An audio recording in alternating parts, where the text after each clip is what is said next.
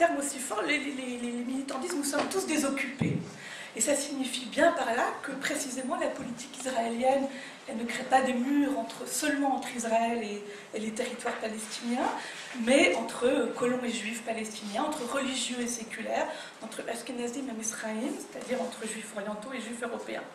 Donc la question palestinienne a été écartée dès le début du mouvement en juin, juillet, et même mai, puisque la révolte a commencé au fond en mai. Elle est écartée de l'Assemblée du peuple, ce que j'appelle la démocratie des campements. Et cette déjonction cognitive, émotionnelle, entre problèmes palestiniens et justice sociale est perçue comme la force du mouvement qui a permis de faire descendre 500 000 personnes dans la rue.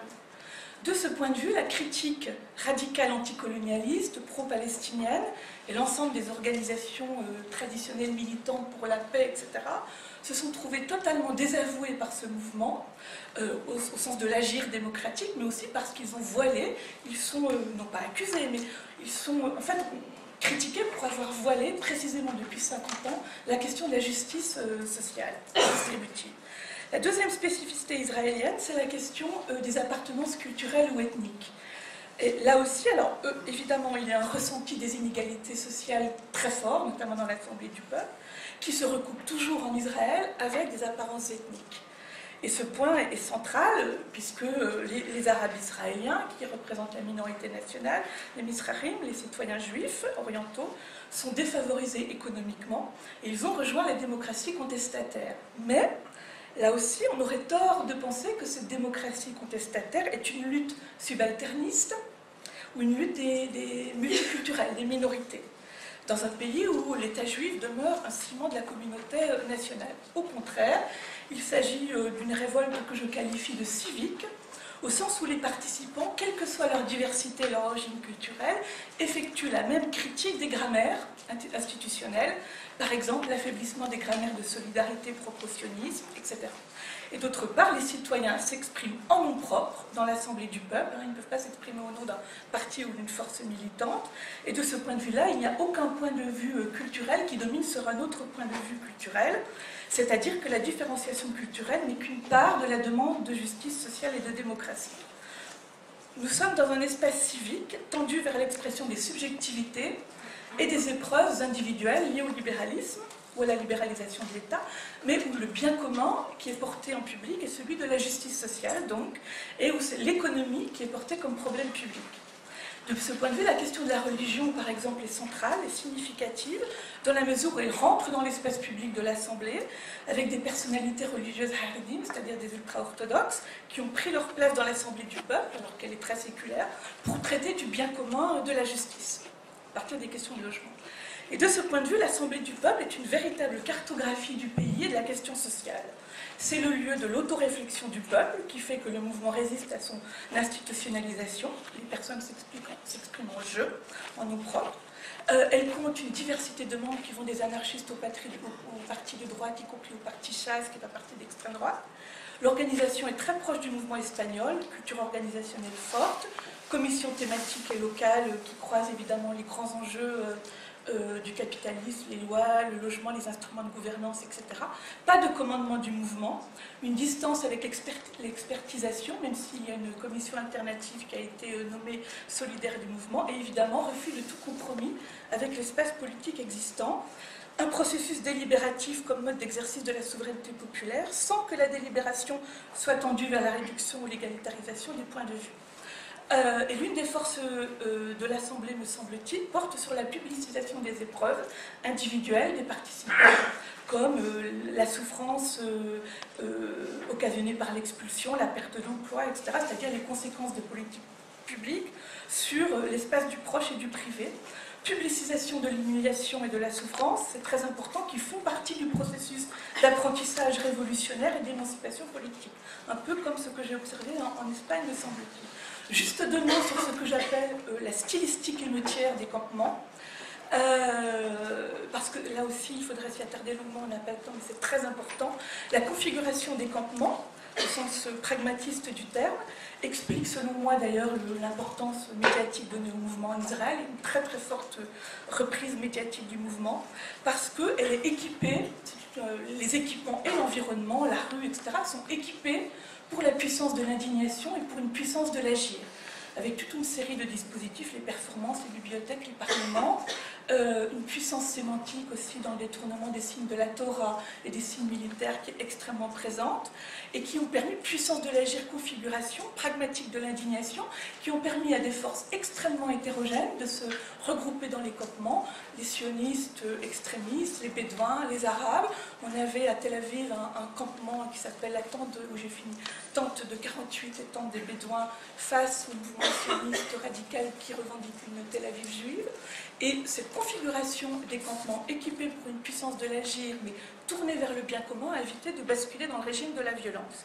Donc je parlerai d'un environnement équipé, en fait. Et alors, avant de dire deux mots du mouvement palestinien, ce mouvement, de mon point de vue, est un mouvement durable. Il a créé une sidération dans le pays, une surprise absolument incroyable. Il est durable parce qu'il a une puissance de configuration par les micro-occupations, la dissémination par les réseaux sociaux et l'agrandissement permanent de l'Assemblée du peuple, puisqu'elle permet toujours de s'appuyer sur de nouvelles subjectivités partageant la grandeur de la justice. Par contre, on ne peut pas, de mon point de vue, éloigner l'idée qu'il y a bien un rapport de classe.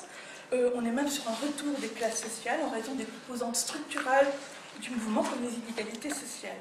De ce point de vue, il me semble que la notion de multitude de négris n'est pas suffisante parce qu'on est très au-delà d'une ontologie du précaire ou de l'exclu. Par contre, il faudrait discuter la notion de révolution. Toute la question sera de savoir si le mouvement pourra modifier les paramètres de l'environnement, et notamment la question de l'État-nation. Ce qui m'amène au mouvement collectif palestinien du 15 mai, très brièvement.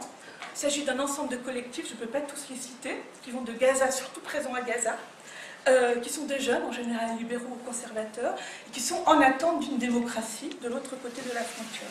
Et ils se révoltent contre une certaine conception de la nation palestinienne, telle qu'elle est construite par la gouvernance internationale et par les institutions palestiniennes.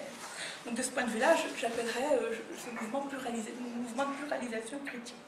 Alors, critique radicale institutionnelle, on est très près du système des gages arabe.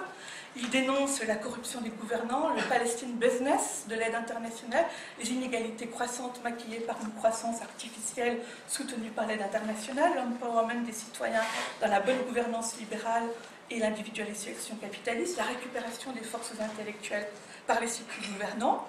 Mais la lutte pour la souveraineté et l'indépendance palestinienne demeure une priorité. Mais la critique de la domination et de l'occupation se déplace vers la critique de la nouvelle économie politique libérale du pays. Et en plus, également une demande de démocratie pour le peuple. Pour eux, l'argument de la paix économique, qu'on appelle Palestine business, ou ce que les militants appellent la cage dorée des donors, des donateurs, défendue par le Premier ministre Salem Fayyad, qui est à la manœuvre, ne serait rien d'autre qu'une variable eschatologique au soulèvement du peuple ou à la révolution. Alors je termine par un point important dans le mode d'action des mouvements, qui consiste dans ce que j'appelle un traçage physique d'une communauté. Les activistes refusent le soutien financier des organisations internationales ou d'être en négociation avec le pouvoir palestinien. Il s'agit pour eux d'autoconstituer une parole libre et un nouveau territoire politique, une nouvelle communauté réalisée par les réseaux sociaux et le rapprochement physique de militants isolés ou séparés, étant donné les contraintes d'enfermement entre Gaza et Ramallah propres au territoire palestinien. Donc je parlerai d'une topographie politique de l'interrelation où l'international n'est pas nécessairement physique. Alors, on a de nouvelles compétences émeutières qui n'apparaissaient pas avant dans la tradition des intifadas palestiniennes où les épreuves sont très routinisées avec la violence très apprêtée pour les caméras, etc.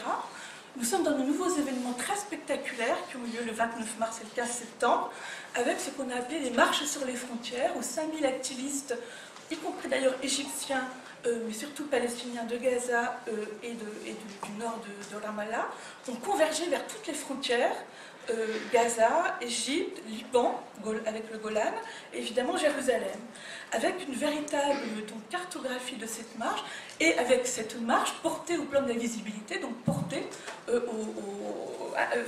tendue vers l'action politique, reconnue comme un événement politique. Donc je termine là-dessus, il s'agissait de rassembler en pointillés, sur un sol contesté, une communauté actuellement fractionnée, et les manifestations ont été très durement réprimées par Hamas. Et je termine en 30 secondes sur bien des points.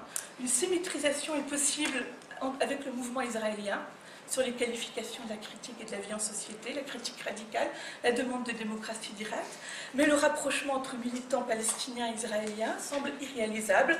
Pour les activistes palestiniens, la pré-révolution israélienne, sous le couvert de la critique libérale, demeure une révolte indifférente aux problèmes palestiniens, une révolte sioniste. On doit prendre en compte dans les deux mouvements ce qui les sépare, la liberté d'un côté, l'enfermement de l'autre, la lutte pour l'injustice contre l'injustice d'un côté, et pour l'indépendance de l'autre, si bien qu'il semble impossible d'imaginer un quelconque rapprochement entre ces deux mouvements qui sont pourtant des mêmes grammaires politiques.